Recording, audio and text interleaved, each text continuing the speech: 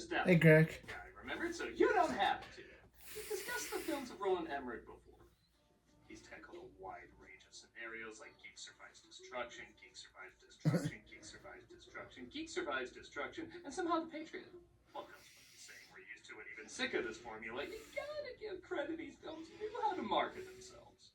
Like Independence Day showing nothing but the White House getting blown up, Godzilla showing everything but Godzilla, and Stargate simply teasing there's an ancient portal and you gotta go watch the movie to see where it goes. At least that's what they showed on TV. For some reason, the trailers gave a more detailed picture of what the movie was gonna be, but many of the TV ads, which I guess I and a lot of other people mainly saw, only showed the characters going into the Stargate. On the other side, prepare to enter the Stargate. Rated PG-13. This led a lot of people, including myself, getting wrapped up in the hype and ultimately being let down when I couldn't live up to it. And while I always hate admitting this, I don't know if I was right or not.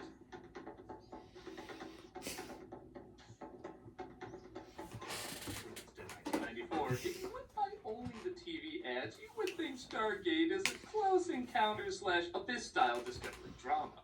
But it was basically a B-movie saying that podcast you know you're too smart to listen to is correct. The pyramids came from aliens. But over 30 years later, I do wonder if maybe I remember this. and others who got I remember hearing about this from Nostalgia Critics' view of Independence the Day. commercials not done their job too well. I mean, it did gross Being more so money from than Godzilla. predicted, and led to not one, not two, but 4 TV spin-offs, and many say surpassed the original film. Next, you'll be telling me the show based on that Paul Rubens vampire movie is any good. So yeah, I do want to go back and maybe give it a little bit more of a fair shake. Because I don't remember hating this movie, I just remember being let down compared to what I felt like it was promising. So let's take another trip through the gate and see if I'm wrong. Let's take a look at Egypt's Gate. Stargate. Look it up.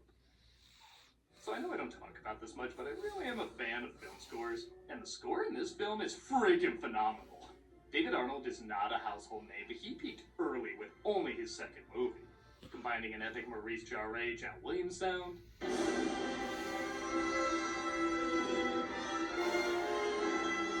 with an intense and even creepy Danny Elfman Hans Zimmer vibe.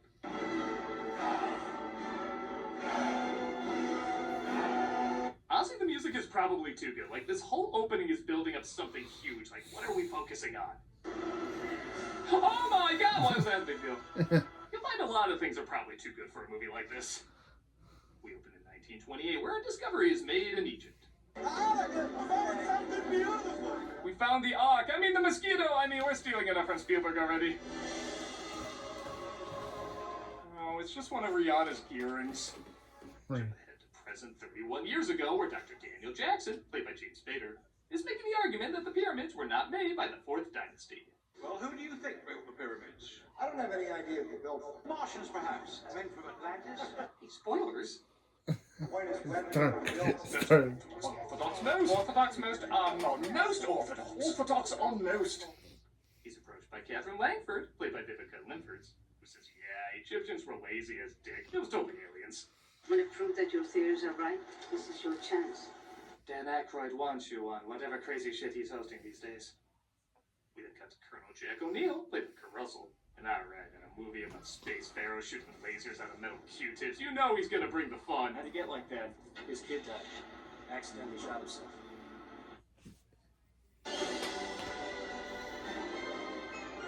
Boy, that was a tone shift. Now, to be fair, this does come back into play at the end, where he reveals he wasn't planning on coming back, as he has nothing to come back to.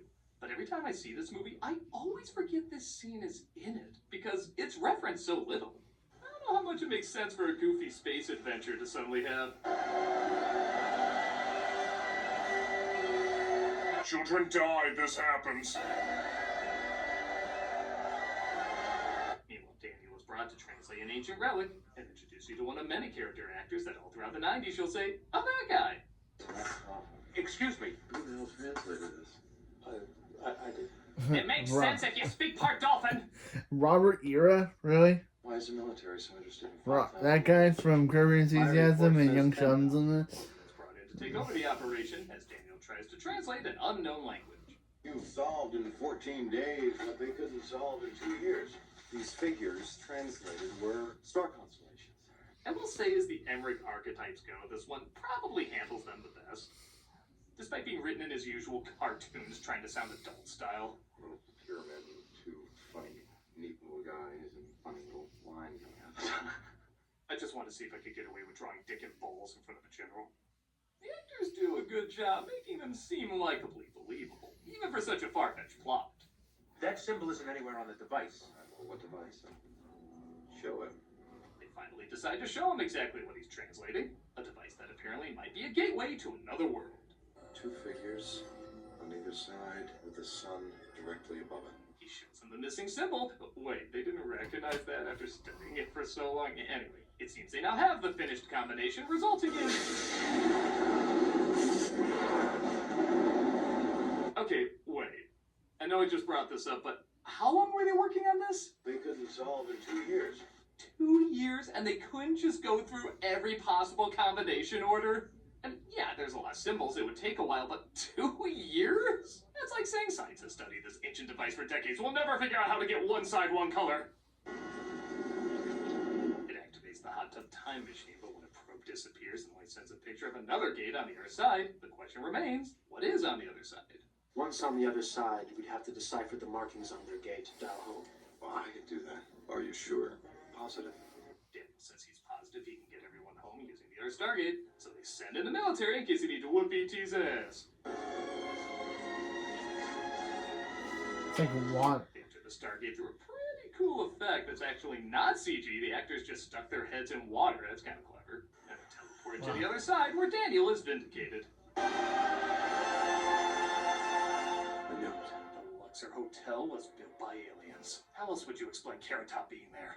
Your job here is to realign the Stargate. I can't. They hit a snag though when Daniel says he's unable to get him back home. Now those coordinates were marked on tablet. They assume the tablets would be here. You assume. You're a lying son of a bitch! That is the right reaction. First off, when they asked if he could get them back, he said, Positive.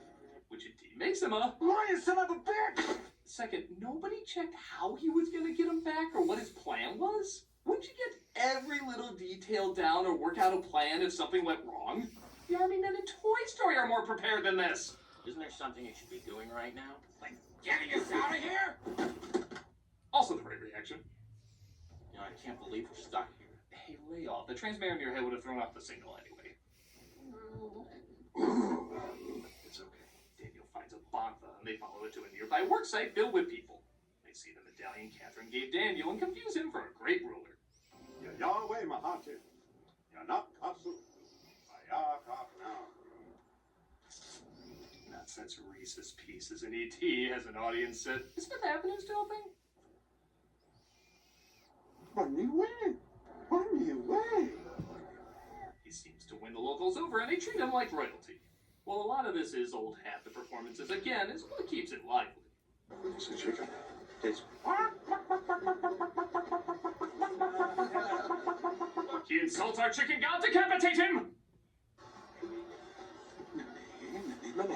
It turns out riding is forbidden. I mean, after reading an Emmerich script, I'd make that law too. I'll be here all night. But the language of human trafficking is still alive and well. No, you don't have to do that. I have a steady relationship with the body pillow back home.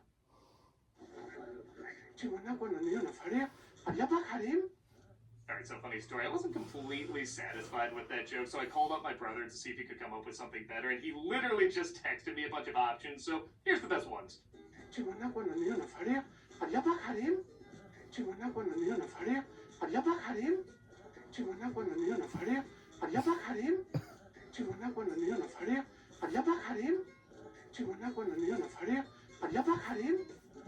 Thanks. This Thanks, is Shari, Aaron. played by Millie Avital, who might be aware of the symbol needed to get him back home. Thankfully, this doesn't interrupt Russell's cigarette ad.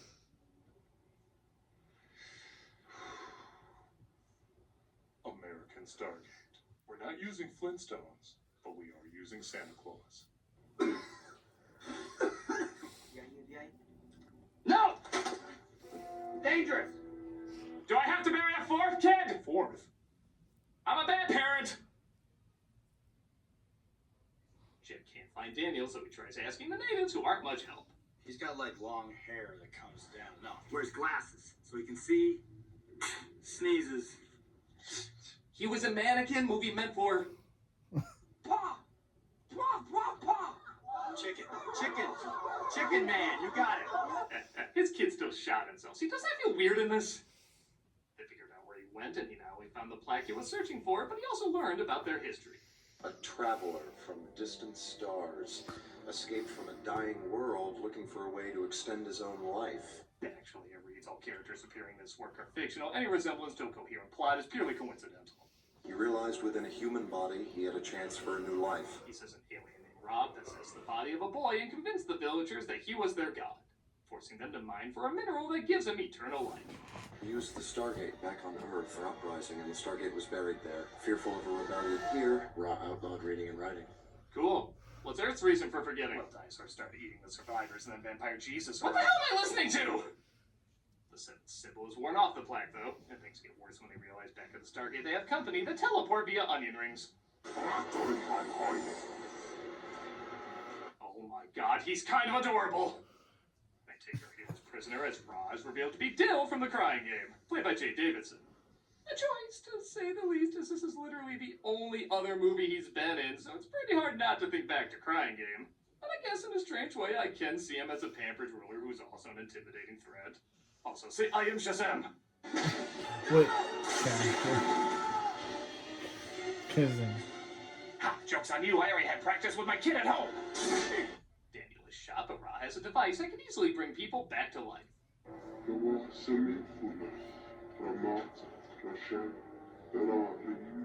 So our healthcare system really is... Oh yeah, complete sham. You can take 2 pills and cure death literally in a heartbeat.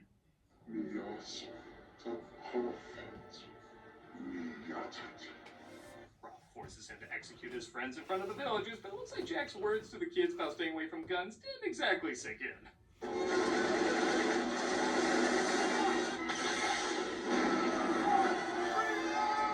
Oh no, not... maybe not all the actors left a big impression. You what? Get out of it! It looks like Jack, though, has a big secret. Why did you tell him about the bomb? Oh, come on, that's over 20 years from now. Jack admits if he found any signs of danger, he was ordered to blow up the Stargate. Except now Ra is the one who has the weapon, and doesn't seem to be very nice.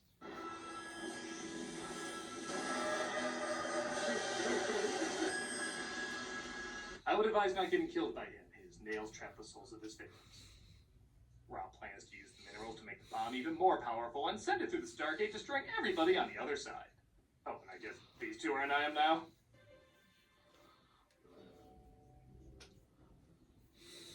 I mean, okay, I guess it's better than the starting point of mail order bride, but I don't think that equals immediate romantic chemistry. Ooh, nana. This is a symbol for this planet. That's it. Daniel discovers the seventh symbol, and they convince the villagers to start an uprising. Give me my...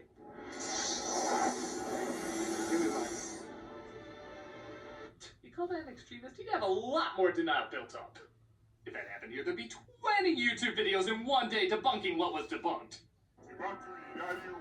Like I said before, good acting can save a weak script, like a hero saying how you doing before he shoots someone isn't really anything. But when Kurt Russell does it, How you doing? pretty cool. Come on, buddy! The battle is on as the villagers rise up while Jack and Daniel try to sneak in to stop the bomb. Or set it off. I thought we agreed to dismantle the gate on the other side. I'm gonna stay here. Make sure this goes off. You got 7 minutes. Does anyone talk to anyone in this army?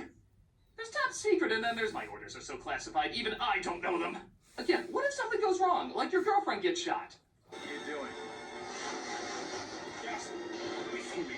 Sorry, I like chicks. I have to bring her back to life. Yes, it's endangering all of humanity. I've only known her for a few days, but in a geek's love life, that's like 20 years. Oh, they're using Roger Ebert's quote. And yeah, okay, this line's not bad. Give my regards to King Tut, asshole. Though I would have given extra credit if he sung the King Tut song. We get a pretty fun death scene out of this. Double pretty cool. As Ra's defeated and takes off. Jack's unable to turn the bomb off because this is an army of idiots, but it does lead to a pretty clever workaround. Guess I could just push a button to send it back, but I got have to do this weird alien effect for some reason. And yes, this music's awesome! They rip off the explosion from Star Trek 6 and how the kids give a more authentic salute than the Colonel. This is one of the top 5 worst militaries in movies. I think the other 4 are also Emmerich films. And Jack has become enough of a hero that he's finally atoned for the death of his son. How many kids were on that ship when it blew up? I always knew you'd get it back. Yeah, right. Our heroes end up going home, but Daniel stays behind. You sure you want to do this? Yes, I'm sure. I give them a week before they start thinking I'm their god. They already have a shrine to the Fifth Avenue bar. They replayed the same footage from before. Oh, come on, you couldn't even flip the image when going back. And the movie ends. And that was Stargate. I guess for a movie about intergalactic pharaohs, it probably goes without saying, you should probably turn your brain off. If you do, I guess it's not that bad. Yes, a film can be insultingly stupid, and at times this one is, but it gets the feel of a lighthearted action flick down pretty well. Nobody's really overacting or being too goofy. They're taking the material seriously, which in some respects does make it a little funnier. But it also captures a playful sense of wonder and adventure. It's pretty well paced, the performances do make you care about the people enough, and small touches like the music effects and occasional creative moments do make it fine. I can't say deliver what the commercial promised over 30 years ago, but if you've seen some of the movies coming out today, fine is still fine. I'm a nostalgia critic guy, remember, so you don't have to.